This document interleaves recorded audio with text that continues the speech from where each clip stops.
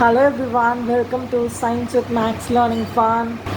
இன்னைக்கு நாம class 12 chapter 6 evolution பார்க்க போகிறோம். ஸோ இந்த சாப்டர் ஆரம்பிக்கிறதுக்கு முன்னாடி இன்ட்ரோ.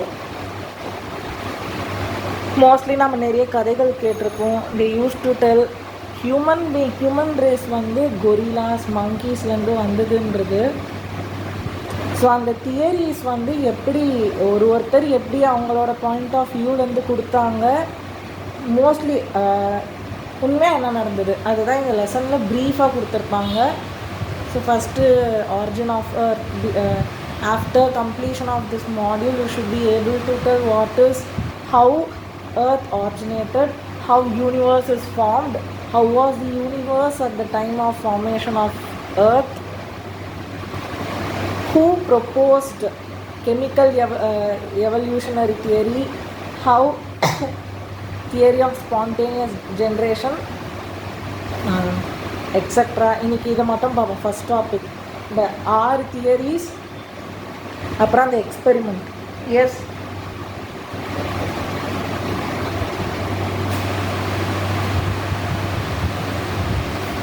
ஸோ எப்படியோ ஒரு டாபிக்னு பார்த்தா அதை படிக்கிறவங்களோட பேர் என்னன்னு பார்ப்போம். ஸோ எவல்யூஷன், அப்புறம் இந்த டைம்லைன் பற்றி படிக்கிறவங்க பேர். எவல்யூஷன் இதை படிக்கிறதுக்கான பேர் எவல்யூஷனரி பயாலஜி. இதில் என்ன பண்ணுவாங்கன்னா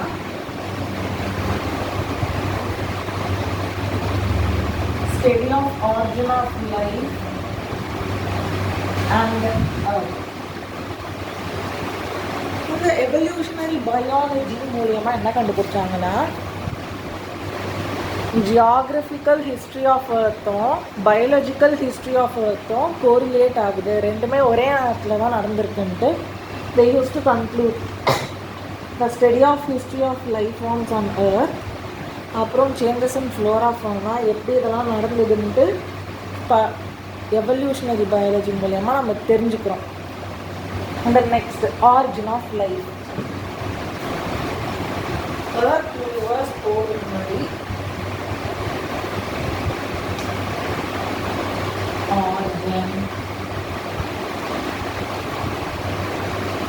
origin of life.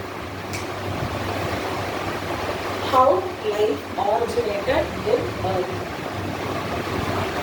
நாம வந்து நைட் வந்து ஸ்டார்ஸ் வந்து வானத்தில் பார்த்தா it is actually stars. Stars பார்க்குறது வந்து actually peeping into the past. ஏன் வந்து ஸ்டார்ஸ் பார்க்குறது peeping into pastனா, earth இதுனா ஸ்டார்ஸ் இங்கே இருக்கும் பார்த்தா இது மில்லியன் டிஸ்டன்ஸில் இருக்கும். அந்த ஸ்டார் கிட்டலாம் இருக்காது, இது அதோட எனர்ஜியை கிஃப்ட் பண்ணியிருக்கோம். அந்த எனர்ஜி இந்த இடத்த இவ்வளோ தூரம் தாண்டியாக இருக்கும். அப்போது அதுக்குள்ளே இந்த ஸ்டாரே மறைஞ்சிருக்கும். ப்ரெசண்ட்டில் பார்த்தா இந்த ஸ்டார் மறைஞ்சிருக்கும். இந்த லைட் ட்ராவல் பண்ணி வந்ததை தான் நம்ம பார்க்கணும். ஸோ நம்ம படிச்சிருக்கோம் லைட் இயர்ஸ், அந்த மாதிரி சில பல லைட் இயர்ஸை அது தாண்டி வந்திருக்கும். ஸோ ஸ்டார்ஸை பார்க்குறது வந்து actually we are peeping into the past.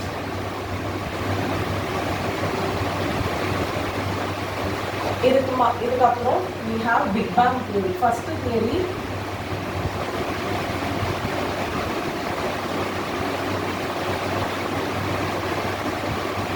Big Bang theory. Small change இருக்கு. இந்த நியூ NCERT-ல வந்து ரிவைஸ் எடிஷனாக ரிவைஸ் பண்ணி அவங்க சொல்லியிருக்காங்க. ஓல்டு புக்கில் பார்த்தா 20 billion years ago, BYA billion years ago. இன்னொரு டெர்மினாலஜி யூஸ் பண்ணும்போது MYA million years ago 20 billion. ஆனால் நியூ புக் இப்போதைக்கு நியூ புக் ஃபாலோ பண்ணுறது நல்லது. நியூ புக்கில் 13.8 billion years ago என்ன நடந்தது பார்த்தா, பூமி இந்த யூனிவர்ஸ் ஃபார்ம் ஆனது எப்படின்னா ஒரு பிக் எக்ஸ்ப்ளோஷன். இந்த பிக் எக்ஸ்ப்ளோஷனை நம்மளால எக்ஸ்பிளைன் பண்ண முடியாத அளவுக்கு பெருசாக இருந்தது. Big explosion that cause big explosion which cannot be explained.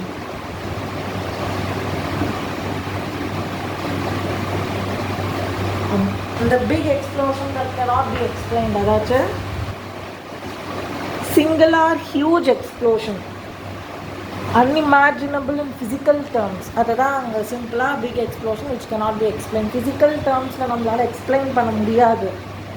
that universe got expanded. யூனிவர்ஸ்க்கு முடிவே இல்லைன்னு கேள்விப்பட்டிருக்கோம். அது the universe that expanded, hence temperature came down. ஒரு பட்டாசு வெடியுது, அதுக்கிட்ட போனால் அந்த இடம் லைட்டாக அந்த ஹீட் தெரியும். இந்த மாதிரி தான் இந்த ஹீட் வந்து கொஞ்சம் கொஞ்சமாக குறைஞ்சு two major gases were formed. Major gases, hydrogen, helium. These are important questions. Major gases first form வந்து hydrogen, அப்புறம் helium. and then பார்த்தா present day universe, இப்போ நம்ம இருக்கிற யூனிவர்ஸ், galaxy, universe, galaxy, நம்ம இருக்கிற galaxy Milky Way galaxy, system வந்து solar system,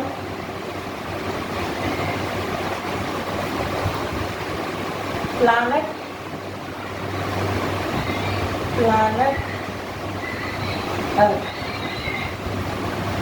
இது ஃபார்ம் ஆச்சு. கொஞ்சம் டைம் எடுத்து earth was formed. அந்த நம்ம சோலார் சிஸ்டம் வந்து ஃபார்ம் ஆச்சு. எஸ், முக்கியம். ஸோ earth வந்து 4.5 million years ago, Big Bang theory 20 billion, இது million years ago ஃபார்ம் ஆச்சு. Is it so?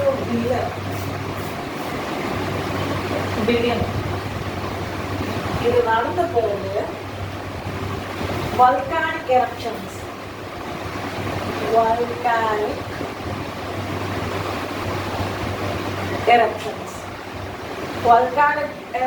நடந்தா molten lava ஃபார்ம் ஆகும். இந்த ஃபார்ம் ஆன molten lava வாட்டர் வேப்பர், இந்த 4 விஷயத்தை ரிலீஸ் பண்ணிச்சு. வாட்டர் வேப்பர், மீத்தேன்,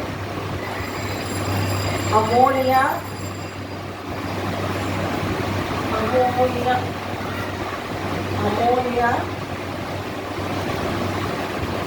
ஒரு இன்னொரு கேஸ் ஃபார்ம் ஆச்சு, carbon dioxide. 4 gas form ஆச்சு. எதனால? Due to the temperature and erupted molten lava, molten mass. இது ஃபுல்லாக நம்ம earth-ஐ கவர் பண்ணிடுச்சு. UV rays from the sun broke up. So நம்ம 10th ஒரு இடத்துல படிச்சிருக்கோம் ஓசோன் ஃபார்மேஷன் பற்றி.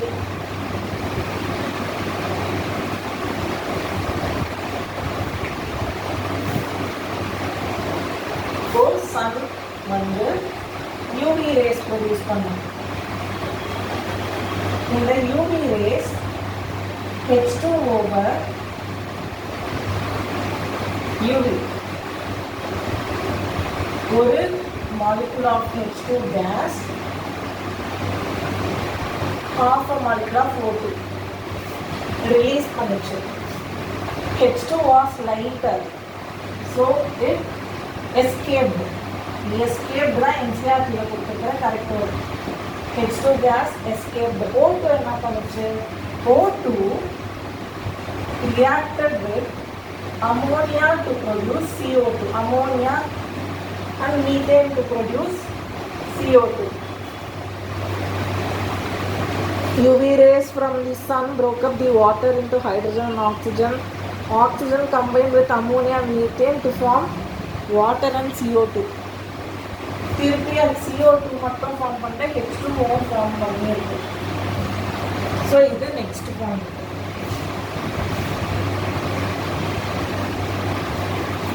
டே பை டே இயர்ஸ் பாஸ் ஆகாது இந்த O2 form and ozone layer அவர் என்விரான்மெண்ட்டில் வச்சுருக்கோம் 10th ஓசோன் லேயர் ஃபார்ம் பண்ணுது.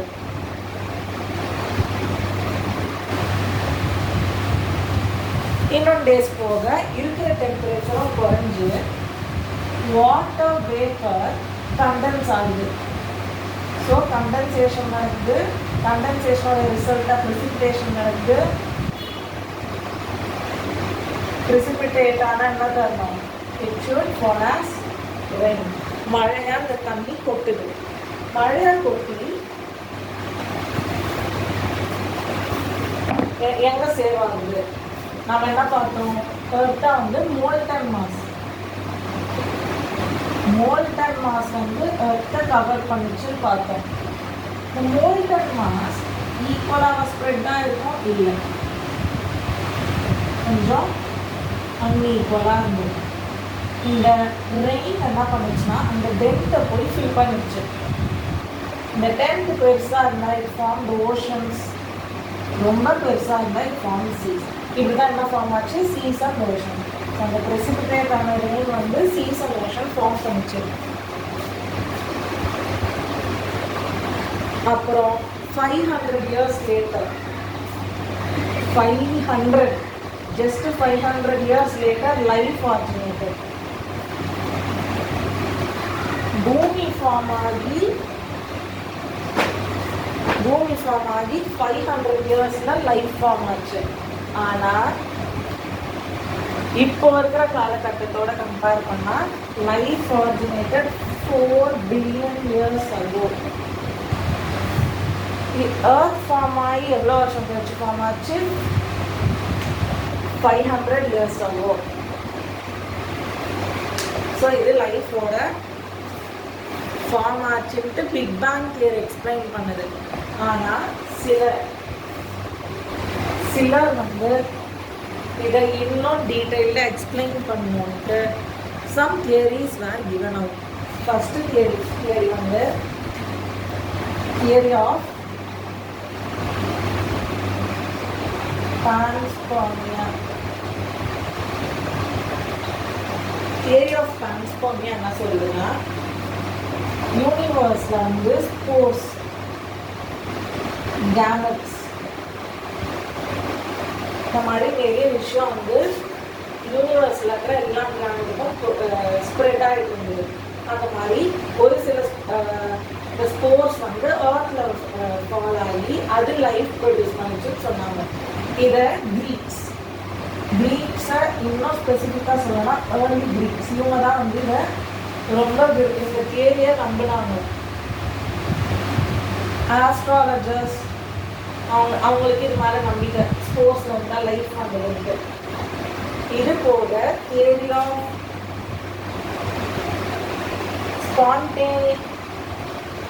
ஸ்பான்டேனியஸ் ஜெனரேஷன் இல்லைன்னா பயோஜெனிசிஸ். ஏன்னா நம்மளுக்கு தெரியும், பயோனா லைஃப், பயோனா non living. Theory of spontaneous generation என்ன சொன்னாங்கன்னா, life originated from dead and decayed organism.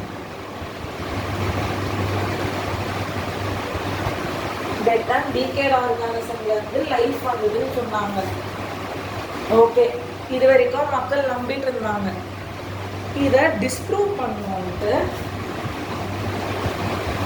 இன்னொரு தியரி எழுதுனாங்க. லைனாக இந்த பேர் ஃபுல்லாக தியரிஸ் தான் இருக்கும்.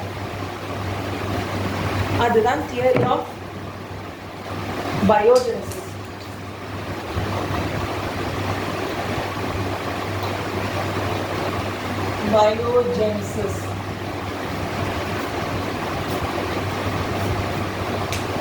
இதை ப்ரொபோஸ் பண்ணது லூயிஸ் பாஸ்டர்.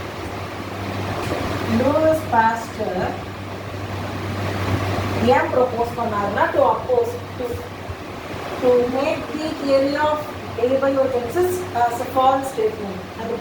அதை வந்து பொய்ன்னு நிரூபிக்க அதை பண்ணாரு. என்ன எக்ஸ்பெரிமெண்ட்னா, swan like experiment. Swan neck experiment.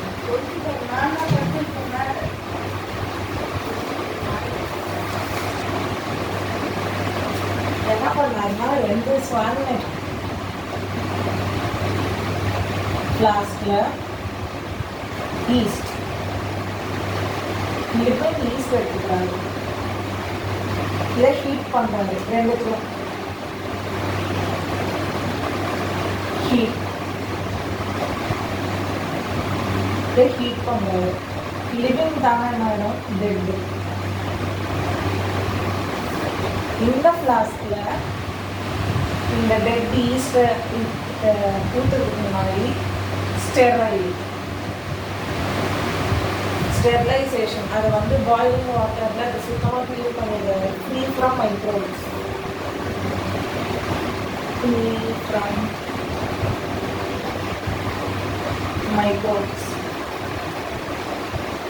கொஞ்ச நாள் விடுறாரு. டேஸ் போக போக இந்த டிஃபிகல்ட் பார்ட்டில் ஏர் போகிறது கஷ்டம். அதுவும் இதை ஸ்டெர்லைஸ் பண்ணி வச்சுருக்காரு. இதில் டே 3 நாள் சில டேஸ் கழித்து பார்க்கும்போது ஸ்டெர்லைஸ் பண்ணாமல் இருந்த ஃப்ளாஸ்கில் new colonies appeared. Life appeared. ஆனால் இந்த ஸ்டெரைல் ஃப்ளாஸ்கில் லைஃப் ஃபார்ம் ஆகலை. ஏன்? க்ளீனாக இருக்குது, மைக்ரோப்ஸ்லேருந்து ஃப்ரீயாக இருக்குது. So this disprove theory of abiogenesis. So இதை இந்த எக்ஸ்பெரிமெண்ட் வச்சு disprove theory of abiogenesis and biogenesis வந்து ஏற்றுக்கிறாங்க. Not mostly. ஏன்னா இது இன்னும் டீட்டெயில்டாக எப்படி லைஃப் வந்ததுன்னு எக்ஸ்பிளைன் பண்ணலாம். ஆனால் லைஃப் வந்து இருக்கிற ஆர்கானிசம் வந்து வருதுன்றத சொன்னாரே தவிர இது வந்து லைஃப் என்ன ஆரிஜினேட் ஆகுதுன்னு சொல்லல.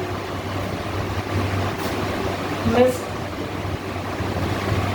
To explain how life originated. இந்த தியரி எப்படி லைஃப் ஆரிஜினேட் ஆச்சுன்னு சொல்ல மிஸ் பண்ணிடுச்சு. ஸோ இது வரைக்கும் some basic theories. Important 5 mark.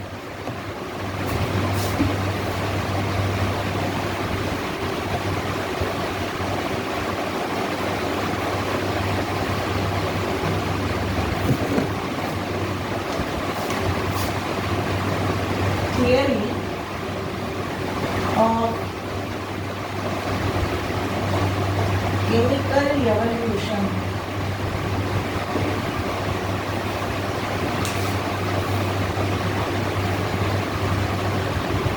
Theory of chemical evolution.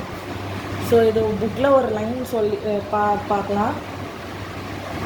Oparin of Russia and Haldane of England proposed first life could have come from pre-existing non-living organic molecules. The formation of life preceded by chemical evolution, formation of diverse organic molecules from inorganic constituents. High temperature, volcanic eruptions, reducing atmosphere. அதான் அந்த CH4 ammonia 1953. So 2 பேர் ஒப்பாரின் Russia, Haldane England. இவங்க 2 பேரும் சேர்ந்து propose பண்ணது தான் chemical evolution theory. இது state என்ன சொன்னாங்கன்னா லைஃப் originated from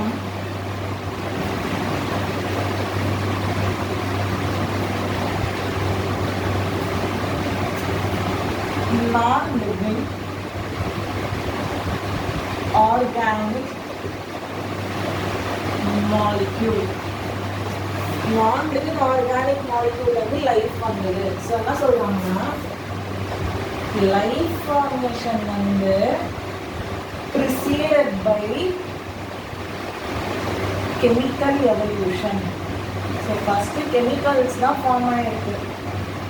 கெமிக்கல்ஸ்னால் இங்கே சொல்ல வர்றது ஆர்என்ஏ, டிஎன்ஏ, பாலிசாக்கரைட்ஸ் மாதிரியான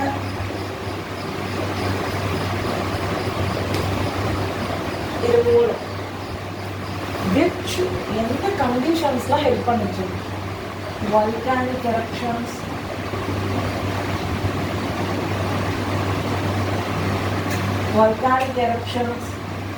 reducing atmosphere,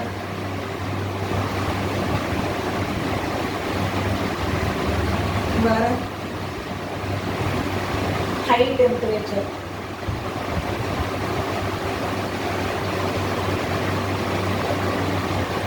reducing atmosphere oxygen இல்லை, அதுதான் நோ ஆக்சிஜன். ஆனால் ஆக்சிஜன் தவிர மற்றதெல்லாம் இருந்தது. Like one CH4, methane, ammonia இந்த மாதிரியான மற்ற கான்ஸ்டியூவன்ஸ் இருந்தது தவிர ஆக்சிஜன் இல்லை. நம்ம கெமிஸ்ட்ரியில் படிச்சிருக்கோம் ஆக்சிடேஷன்னா ஆக்சிஜன் இருக்கும், ரெடியூஷன்னா ஆக்சிஜன் இல்லை. ஓகே, ஸோ இவங்களுக்கு அப்புறம் எஸ்எல் மில்லர் இவங்கெல்லாம் இதை வந்து ஜஸ்ட் இந்த தியரியை கொடுத்துட்டு போயிட்டாங்க. ஆனால் SL Miller and American scientist proved experimentally என்ன பண்ணாருன்னா இந்த 3 விஷயத்தை வந்து எக்ஸ்பெரிமெண்டலாக ஒரு சாம்பர் வச்சு பண்ணாரு. எப்படி? புக்கில் ஒரு டயக்ராம் இருக்குது. அதில் எது 3 இதை வந்து சப்போர்ட் பண்ணுது, அதை மட்டும் இங்கே பார்க்கணும். volcanic eruptionsக்கு vacuum,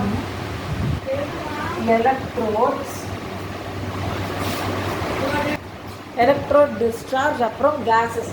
இந்த O2 CH4 NH3 மட்டும் ஒரு சாம்பர்லையும் 800°C வந்து அந்த வேக்யூம் சாம்பரில் வச்சு ஃபார்ம் ஆகிற H2ஓவை கலெக்ட் பண்ணுறதுக்கு இன்னொரு கேப்.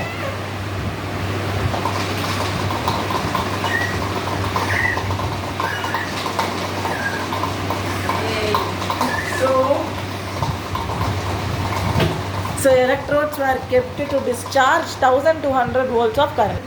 Example of hiccups.